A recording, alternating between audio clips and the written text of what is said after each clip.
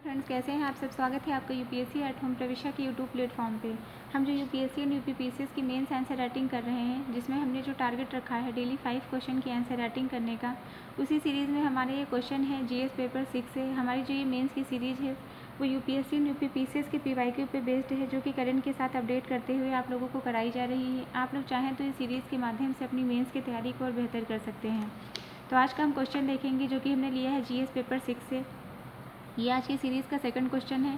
Question क्या है, पूर्वी उत्तर प्रदेश के अपेक्षाकृत कम विकसित होने के लिए कौन कौन से कारक उत्तरदायी हैं, व्याख्या कीजिए, एवं इस क्षेत्र के विकास हेतु क्या उपाय सुझाए जा सकते हैं। मतलब इसमें क्या पूछा गया है कि पूर्वी उत्तर प्रदेश के कम विकसित होने के लिए कौन से जो है कारक है, और उसको दूर करने के लिए, उसके विकास के लिए कौन से उपाय सुझाए जा सकते हैं, इसको हमको लिखना है इसमें। तो सबसे पहले हम क्या देंगे, इसका इंट्रो देंगे। इंट्रो में हमने लिखा है कि पूर्वी उत्तर प्रदेश के अंतर्गत 28 डिस्ट्रिक्ट आते हैं। प्रदेश का यह जो क्षेत्र है वह कला संस्कृति वैभवशाली इतिहास से परिपूर्ण होने के बावजूद यह विकास की दृष्टि में सापेक्षिक रूप से पिछड़ा हुआ है। मतलब यह कला और संस्कृति और वैभवशाली इतिहास में परिपूर्ण होने के बावजूद भी यह विकास की दृष्टि से पिछड़ा हुआ है। तो उसके क्या कारण है जिसके कारण ये पिछड़ा हुआ है। तो हम देखेंगे कि कम विकास के लिए उत्तरदायी जो कौन से ऐसे फैक्टर हैं जो इसके विकास को प्रभाव पहुंचाते हैं। पहला क्या है, सामाजिक कारक।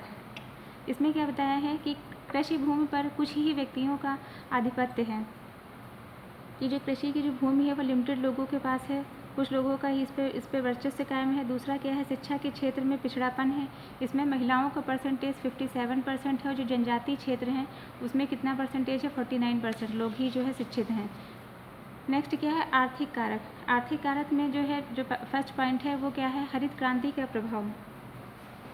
पूर्वी उत्तर प्रदेश में हरित क्रांति का प्रभाव मिला जुला रहा है। कुछ क्षेत्रों में सकारात्मक परिणाम देखने को मिले हैं, जैसे कि खाद्यान्न उत्पादन में वृद्धि, लेकिन कुछ क्षेत्रों में इसके नकारात्मक प्रभाव भी पड़े हैं, जैसे कि मिट्टी के स्वास्थ्य पर असर और छोटे किसानों पर प्रतिकूल प्रभाव।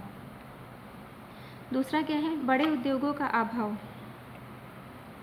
पूर्वी जो उत्तर प्रदेश है, पूर्वांचल में बड़े उद्योगों की कमी का मुख्य कारण ऐतिहासिक उपेक्षा, निवेश की कमी, अपर्याप्त बुनियादी ढांचा और कम सामाजिक प्रगति है। इसके अलावा माल भाड़ा समीकरण नीति ने भी इन क्षेत्रों में औद्योगिक विकास को बाधित किया है। पूर्वांचल की ऐतिहासिक रूप से विकास के मामले में उपेक्षित किया गया है, जिसमें औद्योगिक आधार स्थापित करने में बाधा आई है। पर्याप्त निवेश की कमी के कारण बड़े उद्योगों की स्थापना और विकास के लिए आवश्यक पूंजी और संसाधन उपलब्ध नहीं हो पाए हैं। सड़कें, बिजली, पानी और परिवहन जैसे बुनियादी सुविधाओं की कमी ने औद्योगिक विकास को बाधित किया है। नेक्स्ट क्या है, नेक्स्ट है रोजगार में समस्या। पूर्वी जो उत्तर प्रदेश है उसमें रोजगार की समस्या एक बहुत ही जटिल मुद्दा है, जिसमें कई कारक योगदान करते हैं। मुख्य रूप से शिक्षा, कौशल के विकास की कमी, बुनियादी ढांचे की कमी, सीमित औद्योगिक विकास पूर्वी उत्तर प्रदेश में बेरोजगारी के प्रमुख कारण हैं। पूर्वी उत्तर प्रदेश में जो पहला जो सबसे ज़्यादा कारण है वो शिक्षा और कौशल विकास की कमी है। पूर्वी उत्तर प्रदेश में शिक्षा कौशल विकास के अवसरों की कमी है, जिसके कारण युवाओं को नौकरी के लिए आवश्यक कौशल प्राप्त करने में कठिनाई होती है। सड़कें, बिजली, पानी जैसे बुनियादी सुविधाएं की कमी के कारण उद्योगों की स्थापना और विकास बाधित होता है, जिससे रोजगार के अवसर सीमित हो जाते हैं। पूर्वी उत्तर प्रदेश में औद्योगिक विकास सीमित है, जिससे रोजगार अवसर कम उत्पन्न होते हैं। ये जो क्षेत्र है ये अर्थव्यवस्था मुख्य रूप से कृषि पर निर्भर है। इसकी अर्थव्यवस्था जो कि मौसमी और कम आय वाली होती है, इससे जो है ग्रामीण क्षेत्रों में बेरोजगारी और गरीबी की समस्या बढ़ती है। नेक्स्ट इसको हमने क्या देखा, रोजगार की समस्या यहाँ पे क्यों है। नेक्स्ट क्या है, पर्यटन की दृष्टि से संपन्न है किंतु विकास नहीं हो पाया है। मतलब ये पर्यटन की दृष्टि से तो संपन्न है, किंतु यहाँ पे जो है बेसिक जो बुनियादी आधार ढांचा है उसकी कमी होने के कारण यहाँ पे विकास संभव नहीं हो पाया है। नेक्स्ट क्या है, राजनीतिक कारण हम देखेंगे, जिसमें फर्स्ट पॉइंट है राजनीति का केंद्र रहा है लेकिन उसका विकास नहीं हो पाया है।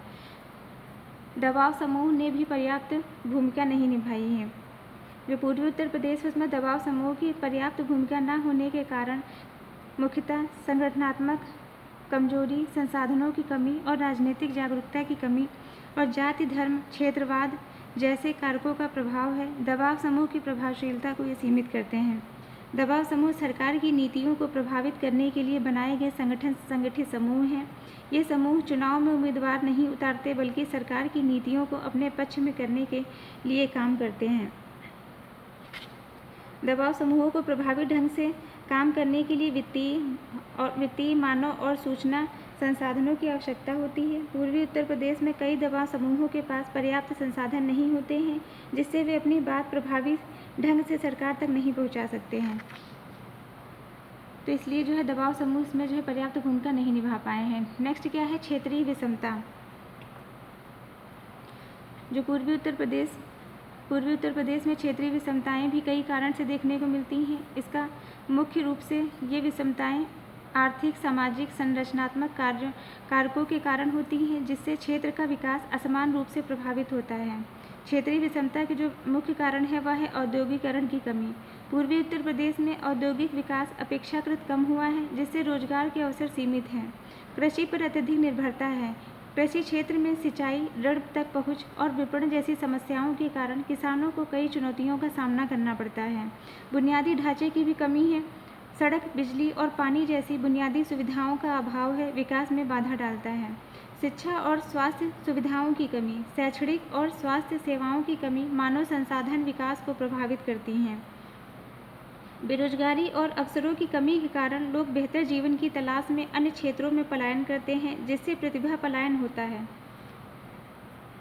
सामाजिक और राजनीतिक कारण इसके क्या हैं? जाति, धर्म और अन्य सामाजिक कारकों के आधार पर भेदभाव विकास में बाधा डालता है। तो ये हमने क्षेत्रीय विषमता को देखा कि क्षेत्रीय विषमता यहाँ पे क्यों है। नेक्स्ट क्या है, भौगोलिक कारक। भौगोलिक कारक में जो पहला कारक है वो क्या है, कई राज्यों से इसकी जो सीमा है कई राज्यों से लगती है। नक्सल गतिविधियों का भी प्रभाव यहाँ पे देखने को मिलता है। और कुछ क्षेत्रों में बाढ़ का प्रभाव है, जैसे कि बलिया, गाजीपुर आदि। तो ये हमने देखा कि कम विकास के लिए जो पूर्वी जो यूपी है उसके कम विकास के लिए कौन कौन से कारक जो उत्तरदायी हैं। सामाजिक कारक देखा, फिर हमने आर्थिक कारक देखा, राजनीतिक कारक और भौगोलिक कारक। नेक्स्ट हम देखेंगे इसके जो है इसको दूर करने के लिए क्या सुझाव दिए जा सकते हैं। पहला क्या है, औद्योगिकरण। इसमें रोजगार बढ़ाकर जो है इन समस्याओं को दूर किया जा सकता है। दूसरा क्या है, लघु, सूक्ष्म और मध्यम उद्योगों का दोहन करने के लिए उद्योग का क्लस्टर स्थापित करना चाहिए और क्षेत्रीय कनेक्टिविटी को बेहतर करना चाहिए, जिससे कि क्षेत्रीय कनेक्टिविटी के अंतर्गत जो है क्या आता है, पूर्वी उत्तर प्रदेश में क्षेत्रीय कनेक्टिविटी विशेष रूप में ग्रामीण क्षेत्रों में अभी भी एक चुनौती है। सड़क, रेल, हवाई कनेक्टिविटी में सुधार की आवश्यकता है, खासकर दूर दराज के इलाकों में। इसके अलावा डिजिटल कनेक्टिविटी भी एक महत्वपूर्ण मुद्दा है, क्योंकि इससे स्वास्थ्य, शिक्षा और आर्थिक विकास पर प्रभाव पड़ता है। तो क्षेत्रीय कनेक्टिविटी को बेहतर करना होगा। फिर नेक्स्ट क्या है, कृषि निर्यात केंद्रों की स्थापना करनी आवश्यक है। तो ये हमारा जो है क्वेश्चन का मेन बॉडी का पार्ट कंप्लीट होता है, जिसका कंक्लूजन देंगे कि पूर्वांचल एक्सप्रेसवे तथा यूपी ग्लोबल इन्वेस्टर समिट पूर्वी यूपी में लगभग 3 लाख करोड़ का निवेश पूर्वी उत्तर प्रदेश में विकासात्मक गतिविधियां बढ़ा सकती हैं। तो ये हमारा क्वेश्चन कंप्लीट होता है, जो कि हमने दिया था जीएस पेपर 6 से। आप लोगों को हमारी जो मेंस की सीरीज़ चल रही है कैसी लग रही है हमारे कमेंट सेक्शन में ज़रूर बताइए। तो ऐसे ही पढ़ते रहिए, लाइफ में आगे बढ़ते रहिए, यूपीएससी एट होम प्रविशा के साथ मेंस आंसर राइटिंग करते रहिए। Thank you.